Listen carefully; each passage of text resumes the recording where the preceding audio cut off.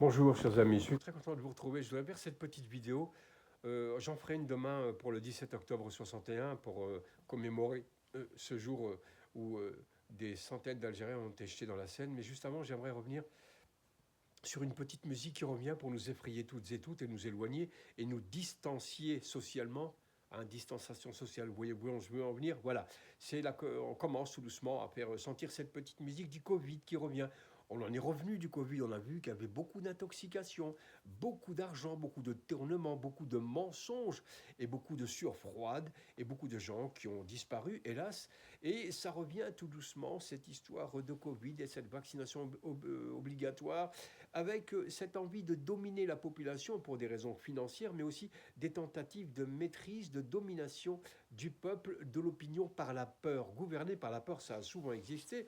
D'ailleurs, Étienne de la Boétie, au XVIIIe siècle, a écrit un livre qui s'appelait Le discours de la soumission volontaire. Il explique comment des gens par la peur et la crainte, on arrive à distiller ça et créer une espèce de psychose dans le pays au point où les gens sont prêts à tout accepter et on crée un état de sidération. La sidération, nous disent les neurologues ou les neuroscientifiques, c'est un état dans lequel le cerveau, notre conscience, notre raisonnement s'arrête au profit d'une espèce de suivisme béat, stupide, où nous sommes incapables de réfléchir. La sidération par la peur, ça existe, et là on sent que ça revient. Ça a bien marché pendant le Covid, où des grands professeurs ont été mis à l'index, et où on a créé des maladies quasiment imaginaires, et où ceux qui étaient un peu les maîtres du temps, c'était les labos pharmaceutiques, les Pfizer, les Johnson et Johnson, qui ont fait des milliards avec le sentiment, le consentement et la soumission même des politiques, puisqu'on a vu des vérans, docteur Salomon, faire la messe tous les soirs en disant aux gens, attention, ne vous approchez pas, distanciation, masque,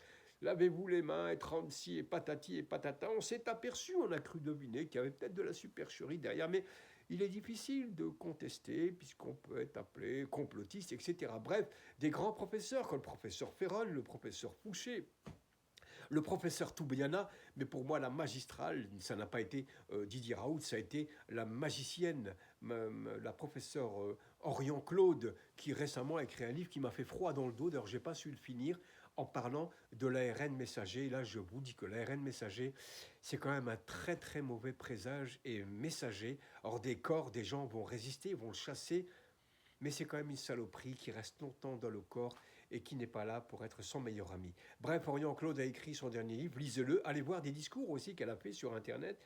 Et on se souvient donc du tout le cinéma, donc ces professeurs passés à l'annexe, hein, montrés du doigt, complotistes, dangereux, affabulateurs, alors que ce sont quand même des gens reconnus dans le monde entier, comme le professeur Didier Raoult, qui à Marseille est une véritable star, mais pas seulement, dans le monde entier, puisque ses publications, au nombre de 2000, sont étudiées dans tous les facs de sciences, mais en France, on a voulu le traîner par terre.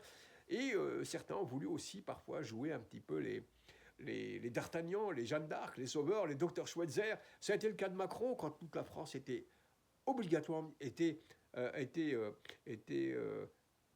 obligée de rester chez elle, papier de sortie, etc. La France sous contrôle complet, soumission volontaire, contrôle par la peur et la psychose. Eh bien, il était allé voir Macron, souvenez-vous, le professeur Raoult, soi-disant, Macron s'inquiétait pour la santé des Français. Tout ça n'était que de la communication, de la poudre aux yeux, du cinéma.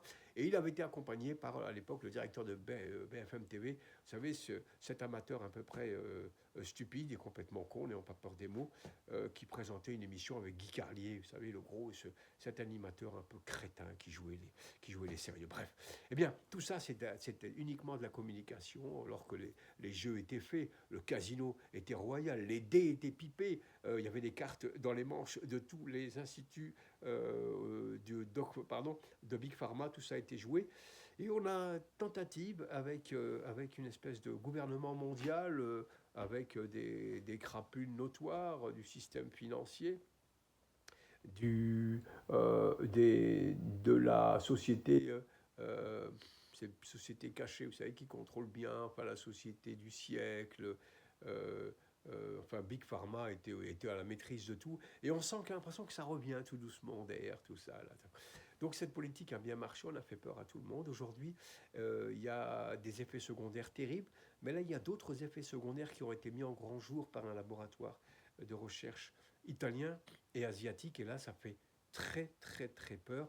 Je vous invite à aller voir l'avant-dernière ou avant-dernière vidéo de Florian Philippot qui en parle avec des informations précises concernant ces effets secondaires qui, ceux-là, sont terriblissimes.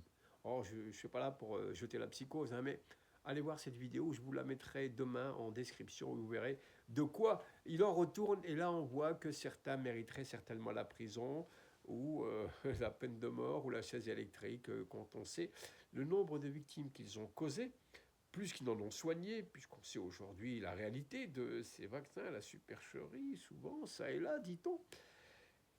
Et donc, je vous mettrai tout ça en ligne, chers amis. J'ai aussi vu une vidéo que j'essaierai de trouver, je vous mettrai aussi en description, concernant une chercheuse roumaine qui a trouvé, on va dire, une parade, un antidote, une, la panacée contre ces effets secondaires, ou du moins les atténuer. C'est la vitamine C, où dit-elle, on peut prendre ces cachets de vitamine C à raison de 2-3 par jour pour effectivement faire reculer ou se protéger des effets secondaires. C'est ce qu'elle dit. Je retrouverai la vidéo et je vous promets de vous en parler dans les prochaines vidéos. Voilà, je voulais vous dire tout ça très rapidement.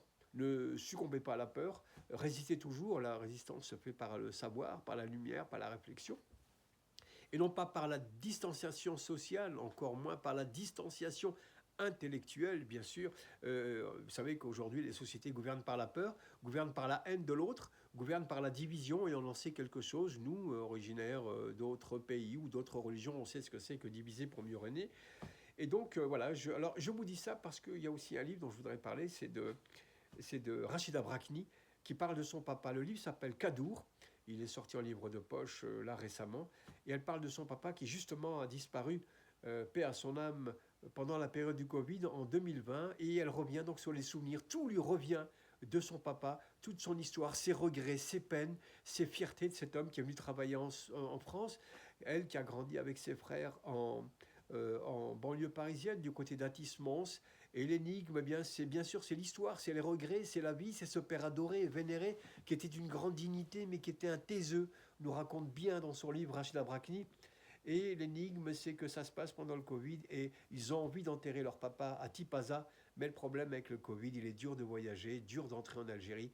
Je vous propose d'écouter ce livre et la plume, la douceur, l'élégance et la sensibilité de Rachida Brakni sont dans son livre Kadour. Voilà, c'est tout ce que je voulais vous dire. Merci infiniment et à très bientôt. Merci du partage, merci pour votre générosité et tutti quanti. À bientôt.